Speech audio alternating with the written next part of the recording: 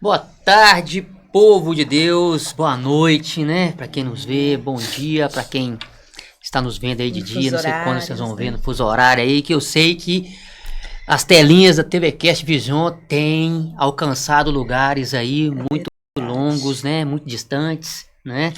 Então, sejam todos muito bem-vindos. Eu sou o Ricardinho e é um prazer retornar aqui com vocês. Ficamos uns dias, umas semanas ausentes aí, verdade, né? Verdade. Devido a outros compromissos também, mas graças a Deus estamos aqui novamente. Vou fazer minha autodescrição aqui pra gente já iniciar aqui com o nosso convidado. Eu tô aqui hoje usando uma camisa verde clara, uma calça jeans, um calçado preto. Tô aqui com uma barba bem grandinha e sou meio calvo, né? A pele minha aqui é meio parda. Meu filho fala que eu sou branco, mas pra mim eu sou pardo. Olhos castanhos e meço 1,62 m. Boa noite, pessoal. Eu sou a Jussara do Ricardinho. Tô falando meio grosso, né, pessoal? Tive com a garganta meio ruim aí, mas eu tô voltando, né? Eu sou a Jussara do Ricardinho.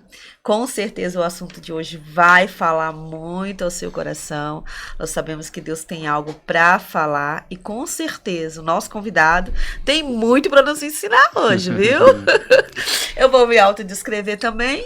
Eu tenho 1,55 m. O Ricardinho é um pouquinho mais alto que eu. Eu também sou da cor parda, tenho os olhos castanhos. Meu cabelo está cacheado na nuca. Eu estou com uma calça preta, uma sandália dourada e com uma blusa meio laranja, tá? E hoje, vou deixar o nosso convidado se apresentar, que é melhor, né? Pois é. Deixa ele se apresentar. Deixa, antes de mais nada, né? O seu filho, ele manda na sua casa. Você tem medo de falar não para o seu filho? Uau. Então hoje a gente vai encarar isso aí, né? Essa crise da autoridade, essa crise da realidade que é a autoridade, né? Então por que você tem medo de dizer esse não? Parar de ser refém das vontades da criança, realmente isso é impossível? É possível. Então hoje a gente trouxe um psicólogo, que também é pastor Alisson. Então gostaria que ele vai se apresentar, né? E vai dizer para nós se é verdade que os pais de hoje, eles perdeu esse comando, pastor Alisson. Se apresenta para nós, por favor. Boa tarde. Boa Prazer tarde. estar aqui com vocês, Ricardinho, Sara. É uma alegria e uma honra. Deus tem nos permitido neste momento, né? Amém. Eu achei legal, né? Vocês se descreverem. Então vamos escrever também. Isso! Então tá aqui, ó. Então, eu tenho 1,70 m. É altão. Tô ganhando de vocês. É né? verdade. Tá, 1,70 m, tenho meus cabelos, eles são coloridos, preto e branco. Não sou, tá? Não torço pra time nenhum, não vou fazer aqui nenhuma alusão, mas é um fato, né? Tá aqui preto e branco, né? Estou com a camisa vinho, calça preta e um sapato preto. É muito bom estar aqui. Então, eu sou pastor da Igreja Batista Novo Tempo. Estou aqui em Itabira, né, trabalhando há 14 anos. Uau. Começamos em 2012 a atender aqui como psicólogo, né? Então já tem 14 anos, tem 3 para 4 anos que mudamos para cá definitivamente. Né, meu bem, né? Ela aposentou, o nome dela é Miriam, ela aposentou novinha, ela é professora, foi durante um período aqui, diretor do Colégio Cristão, Olha só. né? Então, tinha lá um combinado com os pastores de auxiliar no início dessa caminhada. Deus abençoou, que a escola está indo bem. Aham. E ali agora ela pôde, né, se desligar do quadro para continuarmos, né, focados no ministério. Olha Temos só. um filho chamado Samuel, 14 anos. Então, ou seja, dá para poder falar, né? É um adolescente. Muitos pais antigamente tinham problemas com adolescentes. Aham. Falava, inclusive, um jargão, né? Uma crença cultural aborrecente, né? Que é muito ruim falar dessa forma. Depois nós vamos detalhar. Então, já passamos por algumas etapas aí sobre criação de filhos. Eu sou formado em psicologia pela PUC Minas. A minha primeira pós-graduação foi em psicologia comportamental. E lá minha monografia foi realmente como criar filhos assertivos Olha. num mundo tão complexo, né? Então comecei a trabalhar nessa área de família e ali nós vemos desenvolvendo, né, dentro desse contexto. Depois fiz pequenos cursos como perfil comportamental, hipnose, neurociência e comportamento, foi uma outra pós que eu fiz. Atualmente estou fazendo mestrado em teologia e leciono, né, na faculdade em Anhanguera, na curso de psicologia. Eu trabalho como psicólogo clínico, atendo famílias, adolescentes, crianças. Tenho diminuído o ritmo, porque para trabalhar com crianças tem que ter um pouco mais de materiais atualizados, né? É um processo diferente, mas ainda tem algumas crianças ali maiores, né, pré-adolescentes, e algumas um pouco menores. Mas o processo tem que ser mais dedicado, delicado, por causa da condição da criança, né? De compreensão. Então é um trabalho mais gostoso, mas estou deixando para os mais novos. E trabalho com consultoria comportamental em empresas, Olha né, só. igrejas, Aham. né, com essa parte de qualificação que eu fiz o MBA em gestão de pessoas. Entendi. Uau. Bom, a gente vê que, graças a Deus, você tem um currículo muito bom, né? Graças Além de a ser Deus. pai, né? Sim. Além de ser pai, então, além de tudo, tem a experiência, Sim. né? Então, pela experiência que você tem aí, tanto como pai, quanto psicólogo, até mesmo como pastor, né? Vindo nessa geração de hoje agora aí, que você falou, até as crianças a gente tem que ter um material mais atualizado e tal. É verdade que os pais de hoje, eles perderam o comando na criação dos filhos, perdeu assim o entendimento do que é realmente ter autoridade, tem medo de exercer uma autoridade ou eles não sabem exercer essa autoridade? Olha, excelente pergunta. Atualmente temos acompanhado, né, muitas gerações, né, pais mais novos, aqueles que já são avós. E neste quesito de pais, né, essa geração tem uma questão positiva, por exemplo. Os pais, principalmente homens, isso se vê com mais clareza também, são mais presentes na vida dos filhos. A mulher, a mãe, sempre esteve presente na vida ali da escola, levando as crianças para tudo quanto há, né, atividades extracurriculares, por futebol, natação, aulas, mas os pais, os homens, têm tido essa frequência maior também. Isso trouxe algo positivo para as crianças na maioria dos casos. Só que o problema é que só a presença física não é suficiente, né? Os homens têm assumido, como eu falei, esse desafio, mas como na maioria dos casos eles não aprenderam, nem os homens e nem as mulheres, nem os papais e nem as mamães, o que seria realmente criar um filho de uma maneira assertiva, essa maneira como uma autoridade, não autoritarismo, por causa das suas próprias vivências. Na maioria dos pais, eles sofreram muito na infância, né? Criações ali bem complexas, difíceis, muitas criações abusivas, e acaba que esses pais, eles passaram a ter o quê? Uma referência inconsciente. Então, muitos desses pais, eles prometeram para eles mesmos: quando eu tiver filho, vou fazer diferente. Não vou ser agressivo, não vou ser ali taxativo, não vou impor, eu vou ser um amigo.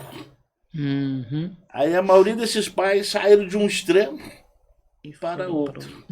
E faltou ou está faltando aí esse equilíbrio. Então, infelizmente, eu acredito que a maioria realmente não sabe como lidar porque não é fácil. Prova disso, infelizmente, tivemos aqui período de pandemia, onde a maioria das famílias, elas não sabiam viver em família. E quando, infelizmente, passaram a ficar muito tempo juntos, com muitas horas, ali muitas coisas foram acontecendo e realidades foram sendo descobertas. Por Uau. exemplo, né, aumentou na época nível de alcoolismo, nível de drogas, nível de estresse, porque todos tinham uma rotina. O pai tinha uma rotina, a mãe, os filhos, e ali, infelizmente, tudo mudou de uma noite para outra, né? E ali os pais pegaram-se então num desafio, porque eles tinham ali uma rotina pré-definida e tiveram que mudar, porque foi tudo alterado. Então o ritmo foi alterado, o trabalho foi alterado, as questões emocionais foram alteradas, e por causa disso descobriram-se, né? Realmente, muitos não tinham nem paciência Uau. para sentar e conversar com filhos, coisa que a conversa, um diálogo, não é fácil. Muitas pessoas falam, o segredo de um bom casamento, o segredo de uma boa educação é o diálogo. Mas aqueles pais, a maioria não aprendeu a dialogar. Então não adianta nós termos uma questão cognitiva, eu sei, mas se eu não tenho uma experiência prática, eu não vou saber colocar, eu vou ter que aprender isso. Então os pais começaram a lidar com crianças e o perfil das crianças, dos filhos, adolescentes, jovens, também foi alterado devido a uma inundação de informações. As crianças hoje em dia são diferentes da nossa época. A nossa época a gente brincava na rua, fazia muitas coisas, não tinha acesso, né, a informações com tanta facilidade. Então as crianças hoje, elas com mais informações, elas se acham experientes, se acham conhecimento, porque informação é diferente de conhecimento. E ali elas querem ensinar os pais, elas querem exigir os direitos, elas querem impor aquilo que é o desejo delas, mas só que sem arcar com as consequências desse direito. Teve uma vez, eu estava atendendo uma adolescente e ela estava muito chateada com a mãe, porque a mãe não estava autorizando ali um namorozinho, né? Como diz o ditado. E ela estava revoltada. Ela falou: vou sair de casa, vou embora, porque eu não aguento mais essa imposição da minha mãe. Eu fui e questionei: você vai morar onde? Você vai se sustentar como? Porque já que você vai embora, eu vou ter que combinar com sua mãe. Você vai embora sem celular, só com a roupa no corpo, você quer ganhar a vida? Aí ela foi começar a entender.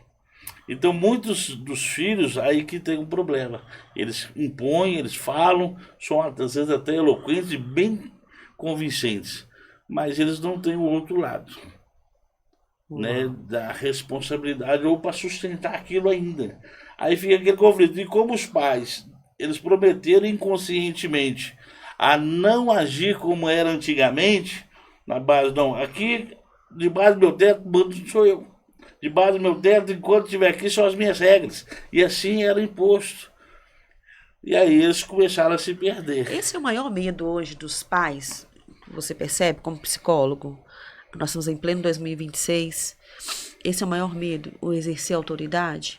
Acredito que está bem perto do seu maior, porque a situação não está fácil. Então, está tendo uma confusão ali entre amor e firmeza, por exemplo, e autoritarismo e agressividade. Porque quem ama corrige, nós vemos isso na própria palavra. Lá em Hebreus capítulo 12, Deus deixa isso claro, né? Eu estou corrigindo porque amo. Os pais, eles amam, eles precisam de corrigir. E ser firme, assertivo, é diferente de ser ali uma imposição. Então, naquele ponto, né, como você fez uma boa pergunta, ali eles perderam o time, perderam o ritmo realmente. A maioria não sabe ser firme.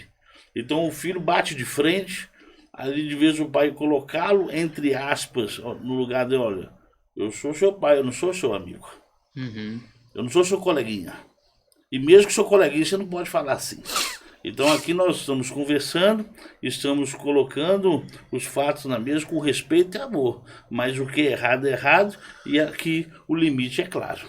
Porque aí qual que é a consequência dessa falta desse não, por exemplo, né? De não colocar essa autoridade para a criança, né? Porque A gente vê as crianças sendo criadas e elas são reflexo daquilo que a gente vai ensinando para elas, né? Sim. Então, eu sempre falo pro pessoal, gente, se o menino é assim, a culpa não é dele. É porque ele foi ensinado dessa forma, ou foi permitido ele se formar dessa forma, né? Então, qualquer consequência, digamos assim, a médio, a longo, ou a médio ou a longo prazo, de não ter essa autoridade, de não falar um não pro filho, deixar ele fazer tudo. Excelente colocação e pergunta. O problema é que quando a gente não fala não, geralmente os pais vão dar tudo o que a criança está exigindo. Só compensa com sim, né? Só. Então o que acontece? Então esse excesso de fazer a vontade da criança, do adolescente, e ali, e quando se tornar jovem, há uma probabilidade muito alta dessa criança se tornar ela resistente à baixa frustração. Depois na vida, quando ela for frustrada, ela não vai saber lidar com o não. Ela não vai saber lidar com as dores, ela não vai saber lidar com as dificuldades, porque a vida dela não teve nenhuma, aparentemente. Então eu quero isso, ela faz a pirraça, ela faz aquilo, até ela conseguir. Houve uma troca e uma concessão, no caso, seria isso. Exatamente. Então, ou seja, aí, por exemplo, infelizmente, né, quando a criança vai para a escola, ali ela vai se relacionar com outros e ela vai ouvir não. E quando se tornar adolescente, ela vai ouvir não. Quando se tornar adulto, ela vai ouvir não. Jovem, quando ela for trabalhar. Ah, hoje eu vou trabalhar agora, faz isso para mim, por favor? Não, eu vou fazer o que eu quiser. Aí o chefe vai falar, não, eu preciso que você me entregue isso, você tem que ter resultado, que é coisa da vida. E ela não vai saber fazer isso. Então, ou ela vai sair, ela vai fazer uma pressão, uma pirraça, alguma coisa, para tentar ganhar o braço, como vem sendo sempre, ou ela vai ser mandada embora. E isso ela não passou por isso ainda.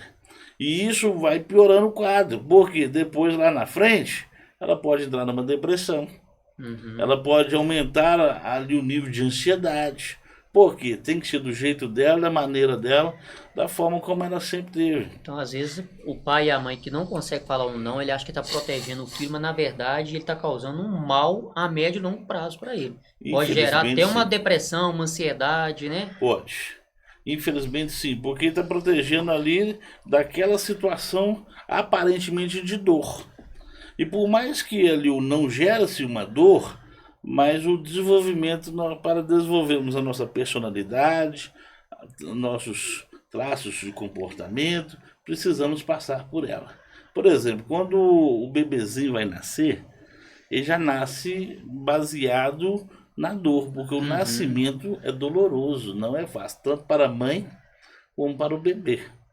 Então depois, quando o primeiro choro, por exemplo, primeiro choro, quando se corta o cordão umbilical, ali a criança chora. Antigamente tinha-se uma cultura que se não chorar tinha que dar um tapinha no bumbum para chorar. Mas por que se chora? Porque até aquele momento o pulmão não tinha sido utilizado. E quando o pulmão ele estava lá guardadinho, ele é utilizado, ele dilata. E ao dilatar isso gera dor. E aquele choro vai trazer para os médicos parâmetros de como é que está a saturação, como é que está a respiração. Então é uma questão necessária. Então, assim, a dor ali dói. Começa lá embaixo. Começa lá ali. no início. Chorar dói. A vida dói. Então, se a gente não aprender a lidar com a dor, nós não vamos desenvolver o que hoje é muito ensinado, né, que é uma cobrança, que é a inteligência emocional. O que é uma inteligência emocional? É a pessoa passar por situações adversas, difíceis, respirar fundo e manter o autocontrole, manter o domínio próprio, que a Bíblia já falava, e não agir pela emoção, porque ali às vezes vai ser uma impulsividade, vai ser uma agressividade, vai ser uma pirraça. E ali ela vai ter conta, não, então tá bom, se esse não é o melhor caminho, qual é o melhor caminho? Isso é inteligência emocional. E não é fácil desenvolver isso, porque nós não nascemos com isso.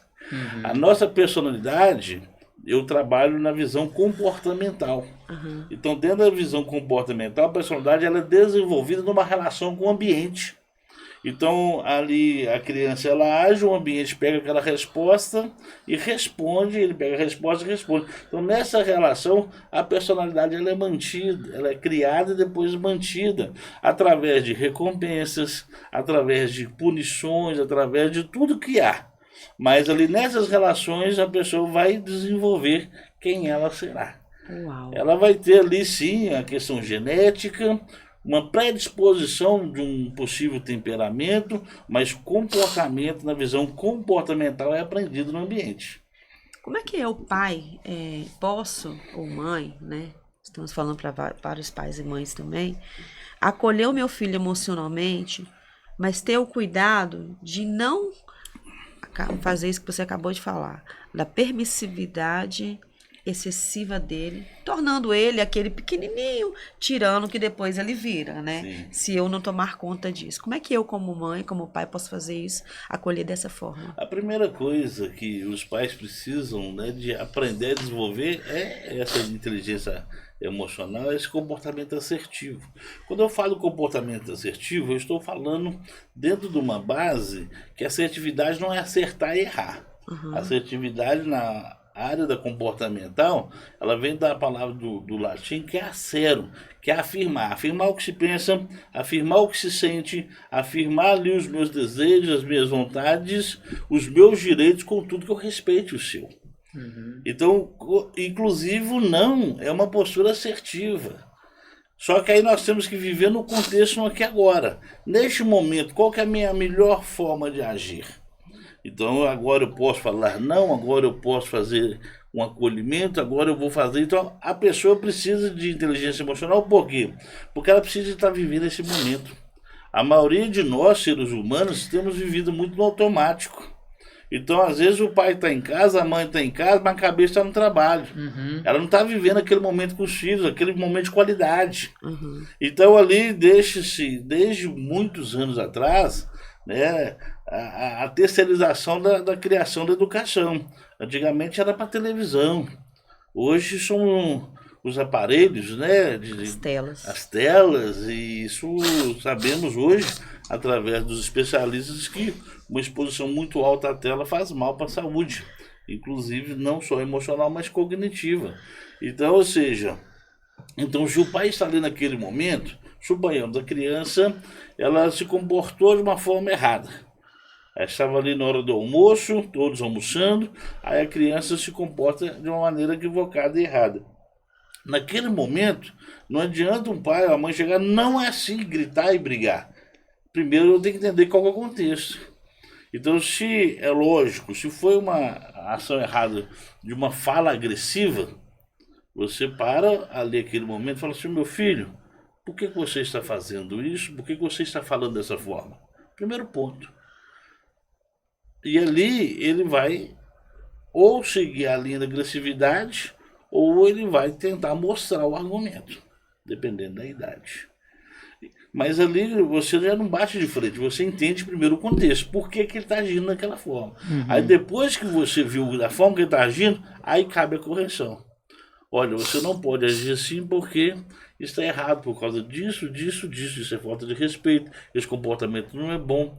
Então, o problema é que a maioria está ali saturado, e são cansados, né? Os pais, os filhos, né? Então, há um embate muito natural por causa disso.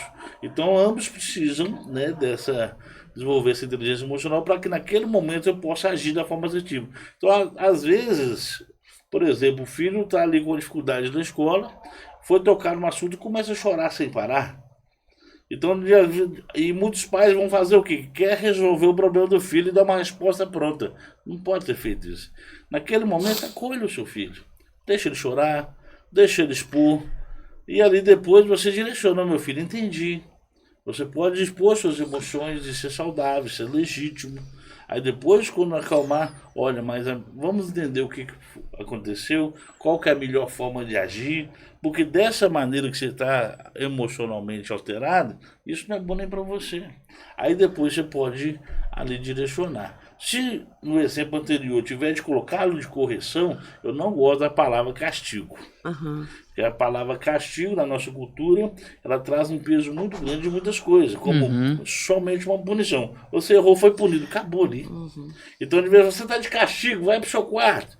Aí ela pode vir a interpretar, então tá, paguei pelo meu erro, paguei pelo meu pecado. Mas quando eu falo, você está de correção, vá para o seu quarto. A palavra correção vai trabalhar inconscientemente de uma forma diferente. Uau. Então a questão interessante neste momento é sempre viver o contexto de agora. É o que o Senhor Jesus nos ensina. Né? Ali em Mateus capítulo 6, quando ele vai trabalhar a questão da ansiedade, ele diz: o amanhã pertence a Deus. Vamos viver o agora. Então, naquele momento, se o pai está presente, a mãe está presente, o filho ou os filhos estão presentes, a conversa pode sair mais interessante. O problema é que a maioria já está cansado, ali vem a correria do dia a dia, vem as dificuldades, aí o filho faz algo mesmo errado, aí não vai ter uma correção, vai ter ali um castigo, um grito, vai ter ali, a pessoa vai extravasar. Aí depois tem um outro problema. De vez o pai admitir que errou, de vez ele admitir: olha, errei com você, eu não devia ter falado assim, eu pequei contra Deus porque eu falei um palavrão, agi errado, me perdoe, vamos aqui consertar. Mas a sua postura também está errada. Ou seja, há um alinhamento. A maioria não faz isso. A maioria faz o quê? Eles compensam. Errou, depois dá alguma coisa pro filho.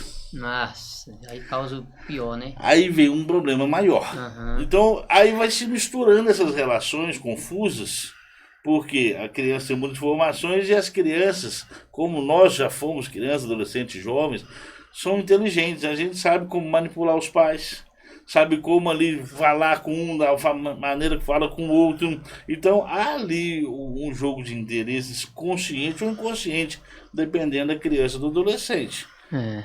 O ideal seria a gente ter o autocontrole, principalmente nesses momentos, nós como pais. Sim. A gente tem que buscar isso, né, pastor? Buscar esse autocontrole, porque nós somos ali o fiel da balança, a referência para os nossos filhos. Temos que ser.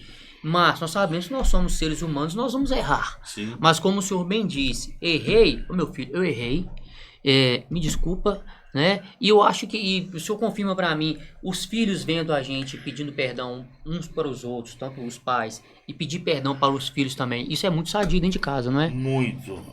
Se as pessoas entendessem o poder do perdão e de se caminhar nessa relação, nessa construção, eles teriam, né, mais tranquilidade em assumir isso. Só que muitos têm medo de demonstrar que errou, com medo de perder a autoridade. Uhum. Só que quando a gente erra, a gente não perde a autoridade. A gente perde a autoridade quando nós agimos de uma forma agressiva, por exemplo, quando nós queremos impor uma vontade que não cabe naquele momento. Então a autoridade, o respeito, nós conquistamos diariamente. E a maior forma de conquistar uma autoridade é o filho vendo como nós servimos a Deus. Porque, na maioria dos casos, quando os pais são autoritários, são agressivos, você pode ver que o relacionamento entre o marido e a esposa já não é bom. Aquele ambiente é um ambiente tóxico, é um ambiente agressivo. Então, ali, e o detalhe, né, como você bem falou no início, Ricardinho, eu concordo, o ambiente ele tem um poder de modelar comportamento. Nós não somos frutos do meio. Mas os modelos vão nos ensinar.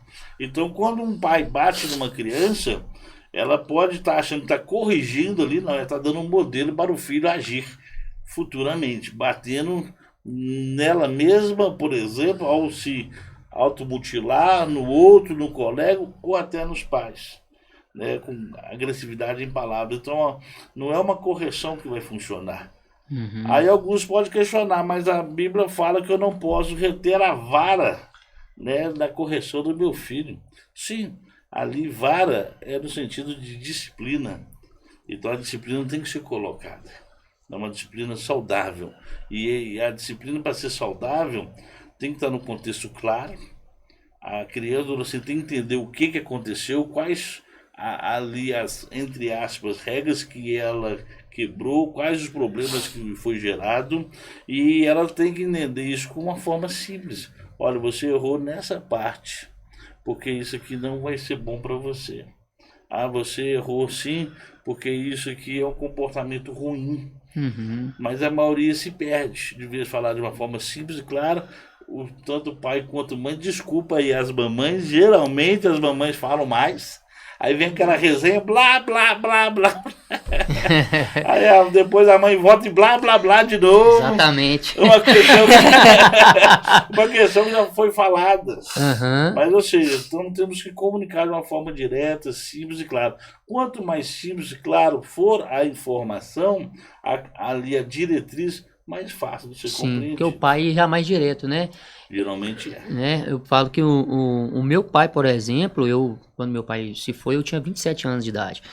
Então, sim, fui bem criado pelo meu pai. E meu pai, a gente tá falando de bater, né, da vara. Meu pai me deu 2 surras. Sim. 2, minha vida inteira. Entendeu? Uma porque eu briguei com meu irmão de tapa, então eu mereci. A outra eu não lembro direito o que foi, então, assim, mas foi merecido. Então, ou seja, tô trazendo esse exemplo para dizer que realmente espancar não resolve, mas o meu pai, ele impõe uma autoridade de uma forma que, assim, é incrível, é incrível. Só de olhar a gente já sabia e a gente obedecia. E um amor extremo pelo meu pai que a gente sempre teve, todo mundo. Então, eu acho que ele conseguiu chegar nesse equilíbrio, porque eu gosto sempre de trazer o exemplo do meu pai, porque ele apanhava muito do pai dele de ser espancado, ele e os irmãos. Então, ele foi o ponto de interseção. Ele só trouxe aqui no início, falando assim, o que aconteceu comigo de errado, eu vou fazer diferente. Ele, literalmente, ele não... Eu acho que ele se curou desse trauma, porque ele não simplesmente fez a nossa vontade, mas ele conseguiu seguir essa linha, né? Que legal. Eu acho isso muito bacana. Essa crise de autoridade que nós estamos falando é um reflexo para os pais que também já perderam esse autocontrole? Sim, eu creio que sim. Essa questão de autoridade, muitas pessoas têm confundido, né, a autoridade de uma forma geral. Uhum. Então, ou seja, as referências hoje em dia de autoridades não estão tão claras como antigamente. Então, devido a essa passividade, e quando eu falo passividade, é no sentido de realmente, é o contrário da assertividade. A pessoa passiva, ela tem a resposta, ela sabe fazer, mas aí vem um medo e gera-se ali um pensamento, não, se eu fizer isso eu vou perder meu filho, se eu falar assim ele vai sofrer um problema emocional, se eu agir dessa forma eu estou quebrando minha promessa. Então esses pensamentos gera-se a passividade, então ele vai engolindo sapo ali, vai engolindo sapo entre aspas, e ali depois ele não consegue. Só que o problema é que quando a pessoa é muito passiva, é como se nós tivéssemos um reservatório emocional, esse reservatório ele vai enchendo. E olha que ele vai enchendo não é só da questão dos filhos. Ele vai enchendo as questões do trabalho, das questões do time de futebol, da política, lá do Japão. Tudo vai enchendo. Aí uma hora vem aquela famosa gota d'água e estoura. E quando estoura, vem como se fosse uma avalanche ali. Então acaba que essa passividade, e isso vai gerando então o quê? Essa omissão. E ali não vai ensinar o que é autoridade. Então não se tem uma autoridade clara entre os adultos e Deus, por exemplo, porque o nosso modelo, como eu estou dizendo, quando eu estou chateado com alguma coisa, qual que é a primeira coisa que eu faço? Na maioria das vezes, consciente ou inconsciente, eu brigo com Deus. Por quê? Porque Ele não fez a minha vontade. Quando Deus fala não para nós, como é que nós reagimos? Então os filhos veem essa reação. Então se eles não veem que eu tenho uma autoridade na minha vida, que é Deus, então eles não vão ver eu como autoridade. Por quê? Porque eu não vou saber mostrar exemplos de autoridade. Eu vou querer impor minha vontade. E ali então há essa quebra, infelizmente. Então aí essas omissões, essa passividade, aí as crianças, os adolescentes não vão ver autoridade, então eles não reconhecem, olha, eles não reconhecem o professor como autoridade mais. Eles não reconhecem, por exemplo, os avós como autoridade. Eles não reconhecem por quê? Porque a nossa cultura de hoje em dia é a cultura, né, do relativismo. Nós estamos, muitos falam pós-moderno, outros falam tempos odiernos, questões filosóficas, mas a questão é que a verdade ela deixou de ser verdade, ela passou a ser relativizada. Então a criança é a verdade dela. O pai tem a verdade dele. E ali, então, quando não se tem uma verdade, não tem uma autoridade ali clara e definida, eu vou seguir o que? As minhas regras. E como elas têm buscado muitas informações, elas acham que já sabem da vida. Mas infelizmente não sabem. Por exemplo, eu estava conversando com uma mãe uma vez, a mãe estava explicando que a filha de 4 aninhos não queria vestir a blusa de frio. Por quê? E olha que estava aquele inverno bem pesado, são uns anos atrás, e a criança indo para a escola de manhã e chegando lá, as pessoas, os funcionários que fazem ali a acolhimento das crianças, chegou para a mãe, quer dar a blusa de frio dessa menina? A mãe respondeu, você acredita que ela não quis vestir a blusa? Você acredita que ela não queria atrapalhar o look dela? Aí a funcionária perguntou, mas quem é que manda aí? Uhum. Aí a mãe, mas eu fiz de tudo, ela não me obedeceu. Aí na frente da mãe, essa funcionária virou, cadê sua blusa? Ah, tá aqui na mochila. Veste agora. Ah, mas agora. Não precisou de falar 3 vezes. Ela Oxe, tirou e vestiu. A mãe virou, como é que você consegue fazer uma mágica tão linda dessa? Ela não tá conseguindo impor a autoridade. Então, dela. querida, Ai, Jesus. o problema tá aí. É a questão de ser claro.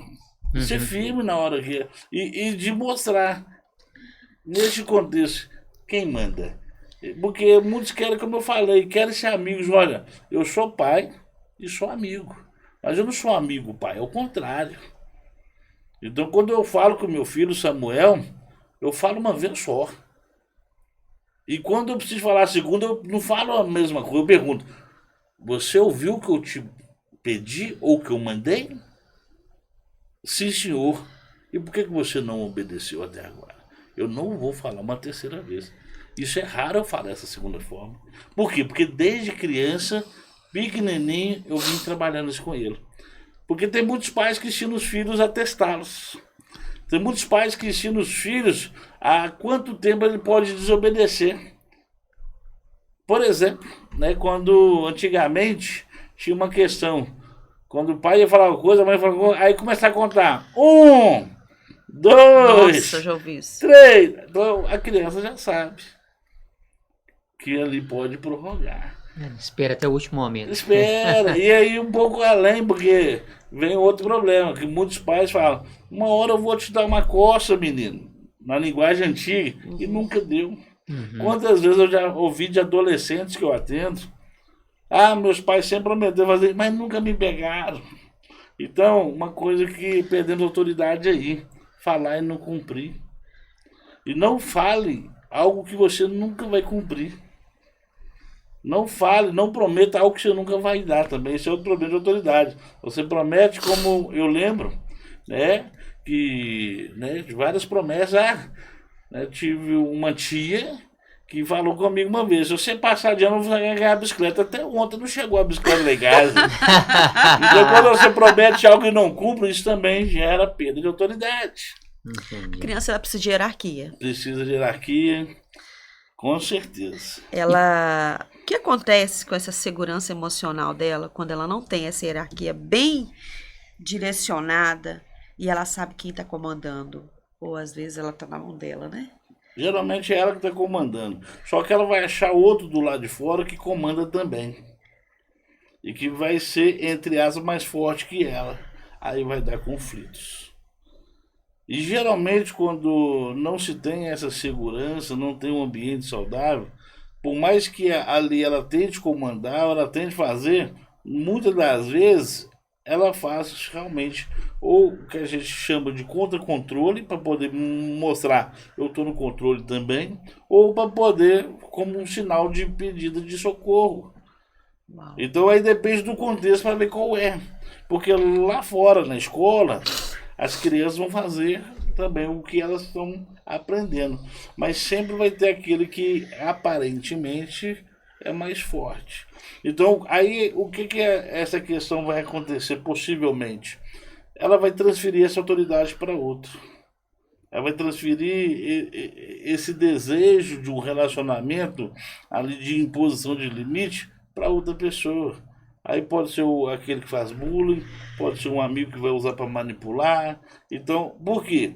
Quando Deus nos fez, Ele nos fez a imagem e a semelhança dele.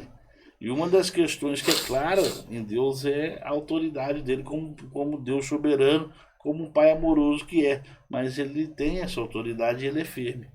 Então a nossa natureza, mesmo decaída, deformada, ela busca essa autoridade, ela busca essa referência, ela busca esse espelho. Então se eu não tenho isso com clareza em casa, eu não tenho isso na minha mente, eu vou transferir para alguma coisa. Muito é transferido para jogos, Uau. muito é transferido para pessoas. E aí quando se cresce mais, aí vai para outros tipos de vícios também. Entendi. E a gente já viu aqui vários sintomas, né? Mas veja bem, um pai que ele já percebeu isso, puxa vida, virei um funcionário do meu filho, só faço as coisas que ele quer, não consigo falar não. Como é que ele faz para retomar isso? Não só essa autoridade de pai, mas com amor, né? Sim. Com amor ali, com zelo, para ele poder retomar essa confiança do filho, tanto criança quanto adolescente. Como que a gente faz para chegar nessa linha? Também, ó, só complementando sua pergunta, porque a gente sabe que a criança sabe manipular. Sabe? E ela sabe onde que eu pego no pai e na mãe. Como é que o pai e a mãe podem fazer isso? Detectar isso e ser firme. Então, a primeira coisa que esses pais precisam é aprender a ser assertivos realmente. Porque se eles são assim com os filhos, eles são assim com outras pessoas. Porque eles são padrões de comportamento. Eles vão ser dessa forma com colegas de trabalho. Eles vão ser com pessoas da família. Então, assim, ele vai ter que aprender a ressignificar e elaborar quem ele é realmente. E depois que ele estiver aprendendo isso, ele vai chegar na sua casa e vai sentar e conversar. E vai demonstrar que a partir de agora as coisas vão ser diferentes. E vão construir uma nova história. E vão construir um novo momento. Só que vai ser muito mais complicado. Porque os padrões já estarão ali pré-estabelecidos. Então a criança, o adolescente vão fazer o que mais fazem. É o que eu chamei de contra-controle. É aquela queda de braço. Mas se o pai e a mãe eles começarem a ter um padrão de ações, então, ou seja, fizeram um combinado. A partir do momento quebrou, chama a criança, o adolescente, olha, você quebrou, então a consequência da sua escolha é tal. E age daquela forma. Aí vai ser todo aquele show que geralmente faz, as crianças, os adolescentes fazem, e os jovens também. Mas se mantiver a postura, o passar do tempo vai se ajustar. Por quê? Dentro da teoria da psicologia comportamental, fala-se o seguinte, uma das questões, né? Então, se eu quero mudar um comportamento, eu não vou focar naquele comportamento ruim. Eu vou pegar o comportamento ruim e vou focar no que é correto. Eu vou começar a implantar o correto e isso aqui vai diminuindo gradativamente. Só que a pessoa que está no ambiente, ela não quer perder o que ela já tem. Ela não quer perder as vantagens. Ela não quer perder o poder da manipulação. Ela não quer perder os benefícios que ela já tem naquela relação. Então ela vai fazer o quê? Ela vai pressionar. Então imagina o seguinte, então está aqui o novo padrão do pai e o da criança e adolescente. Então inconscientemente o contra-controle ele vai aumentar a intensidade do que ele fazia de errado. Ou do que ele faz para manipular. Então, por exemplo, se for pirraça, ele vai fazer mais pirraça. Se for manipulação, vai fazer mais manipulação. Se for agressividade, vai ser mais agressivo. Mas se os pais sustentarem esse novo modelo, o ambiente vai se ajustar. Com o passar do tempo. Não dá para falar quanto tempo depois, mas vai se ajustar. Mas se eles recuam, aí vai reforçar e manter o comportamento ali. Por isso que os pais têm que aprender esse novo padrão, porque senão eles não vão dar conta de sustentar. E as crianças, os adolescentes, os jovens, eles são, infelizmente, bem sagazes dessas partes. E na maioria inconsciente. Sim. Eles vão ameaçar de tudo quanto é forma. Mas tem que sustentar. O pai e a mãe, que não quer frustrar o filhinho bonitinho, como é que ele age numa forma dessa? Porque tem pais que não posso deixar meu filho triste, ele não pode ficar frustrado. Então, aí o pai e a mãe precisam aprender o porquê que ele não quer fazer isso. E o segundo ponto, o que isso vai levar aos filhos? Porque, como nós já estamos conversando, a dor é inevitável. Não tem jeito, a frustração é inevitável. E eu não preciso de, entre aspas, falar uma pequena mentirinha né, para o filho para poder tentar minimizar. Por exemplo, quantas vezes o meu menino indo na padaria quando ele era bem pequenininho, né? Pai, você pode comprar isso para mim, um salgadinho? Não, por quê? Porque isso não está na hora. Eu não tenho dinheiro. Uhum. Porque eu não tenho dinheiro, ele vai entender que ele ia ganhar. Quando eu falo não está na hora, ou hoje não é dia disto, ele está entendendo um limite. Ele está entendendo um não porque não pode. Então a diferença é essa. Ele ficou frustrado? Lógico que ficou. Ele ficou chateado? Ficou. Mas como o meu menino na época lidou com isso com tranquilidade, porque ele já estava acostumado a lidar com o não. No primeiro momento, é lógico que ele chorou, quando né, a famosa pirraça, ele fez poucas. Porque nossa postura minha do meu bem sempre foi a mesma fala. Aí um ponto importante, ó, o pai e a mãe tem que estar alinhados. É a mesma fala, o mesmo objetivo, porque senão um vai virar o vilão, o mal, o outro vai ser o bonzinho, não. É a mesma fala. Então, ou seja, então ali o padrão é o mesmo. Porque as crianças jogam com a gente. Ah, meu pai deixou, mãe. Então pode, mas deixou o quê? Tem que entender o contexto. Então, ou seja, então ali quando os pais, o casal já é alinhado, não tem que reclamar, a maioria não é alinhado. Cada um puxa para um lado. Então, ou seja, então o pai tem que entender, a mãe tem que entender que a frustração vai ser necessária para desenvolver inteligência emocional. Aquilo ali não vai matar e nem deixar trauma. O que deixa trauma é a omissão, é a agressividade. Uau. A questão é diferente. Então, ser ali, né, muito solícito, reforçar o comportamento, tudo com positivo, então, isso, toma, vai gerar essa resistência baixa, frustração. Lá na frente, a fatura vai vir cara. Uma vez eu falei com uma mãe lá em Betim. Ela veio, ele conversando com ela, e ela falou, não, porque eu sou super protetora mesmo. E eu vou continuar sendo super protetora. Eu falei assim, olha, direito da senhora. A senhora vai criar seu filho do jeito que a senhora já que deve. Mas aí esse papel de superprotetora, tudo que você quer, o seu filho quer você dá. E lá tinha um problema que o pai trabalhava viajando. Então ele tinha uma afinidade, uma ligação muito maior com a mãe, e contra o pai não tinha. Por causa dos outros problemas também, não só o trabalho, a ausência, mas quando o pai também estava presente na casa, não estava presente. Então, ou seja, aquela presença de qualidade não tinha, e acabou que aí a mãe, quando brigava com o marido, depois ficava falando com alto os filhos, é porque seu pai não presta. Então vai criando ali uma resistência à autoridade do pai, à figura paterna. E lógico que a mãe não queria fazer isso no primeiro momento, mas fazia.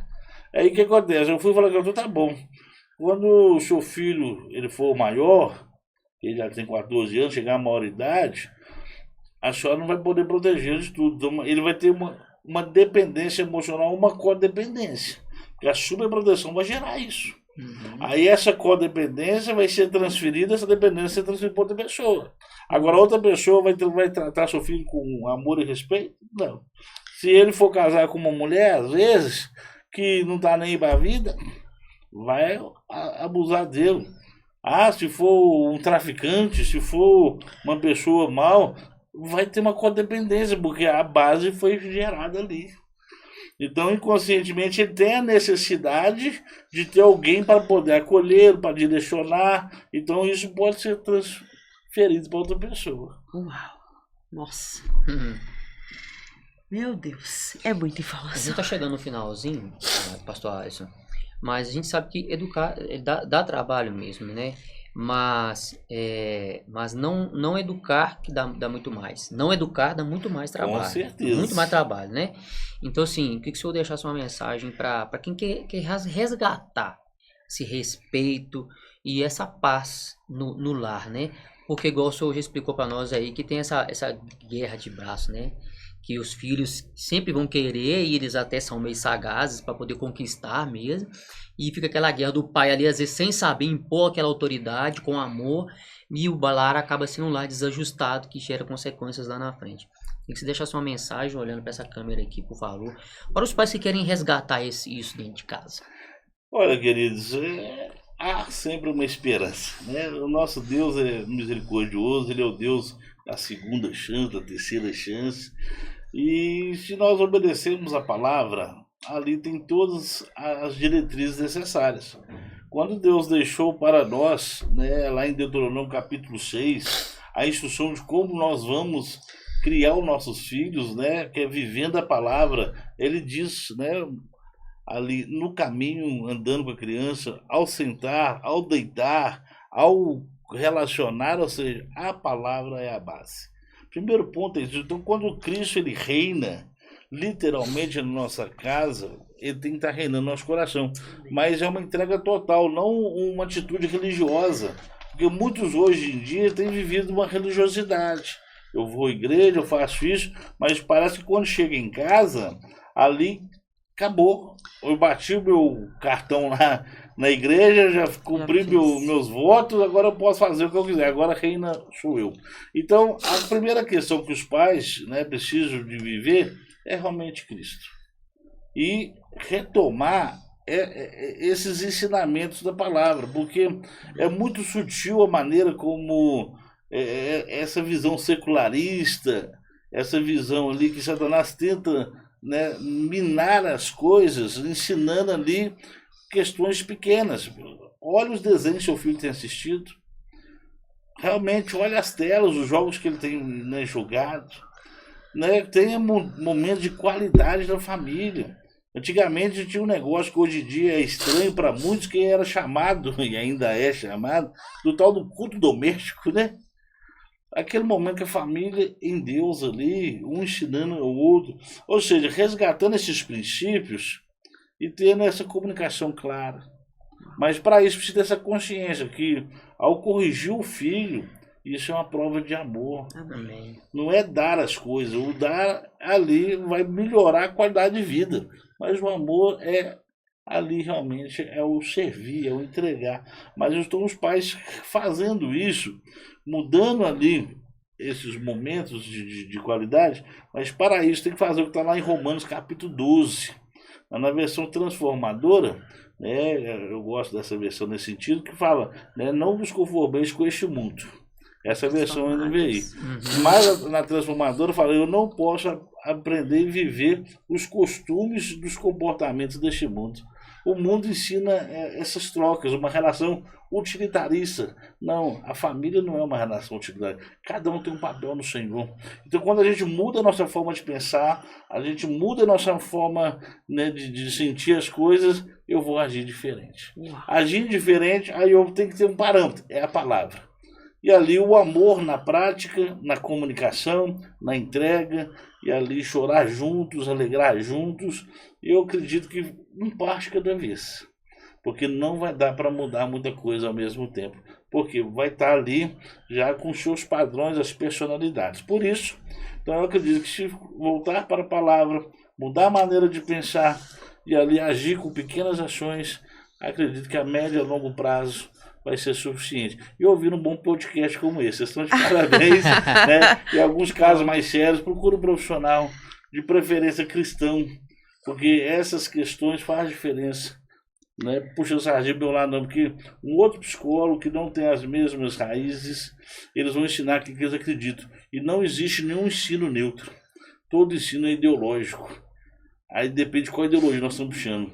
Se for a palavra, é Cristo. Aí tá correto. Mais ou menos isso aí. Pessoal, muito obrigado, Pessoal, meu querido. Deus abençoe sua bom. vida. Bom demais, Muito né? bom. Vai ficar aí gravado para Compartilha, várias gente, pra outras gerações. famílias. Um beijo para né? vocês. Obrigada, pessoal. Até a próxima. Tchau. Tchau. Prazer, Deus abençoe.